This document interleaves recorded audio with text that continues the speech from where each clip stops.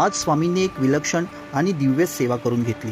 सकाळपासून कोसळणारा मुसळधार पाऊस हा केवळ निसर्गाचा आविष्कार नव्हता, तर स्वामींच्या कृपा वर्षावाचा अनुभव होता। अंतर्मनात स्वामींनीच प्रेरणा दिली, आज माझा अभिषेक पर्जन्याच्या पवित्र जलाने होऊ दे। त्या दिव्य प्रेरणेप्रमाणे पावसाचे निर्मळ जल अत्यंत भक्तिभावाने गंगाळात संकलित करण्यात आले। त्या प्रत्येक थेंबावर सप्तसागर, सप्त नद्या आणि 7 आसरा देवींच्या मंत्रांचा निनाद झाला। मंत्रशक्तीने ते जल अधिक पावन आणि अधिक तेजस्वी, अधिक चैतन्यमय झाले। जणू साक्षात गंगा, गोदावरी, यमुना, सरस्वती, नर्मदा, सिंधू आणि कावेरी या पुण्यलीला स्वामींच्या चरणी स्नान घालण्यासाठी अवतरल्या होत्या।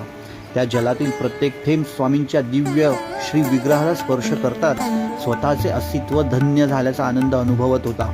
प्रत्येक थेंब जणू म्हणत होता, आज माझा जन्म सार्थकी लागला। पर्जन्याच्या अखंड धारा स्वामींच्या श्री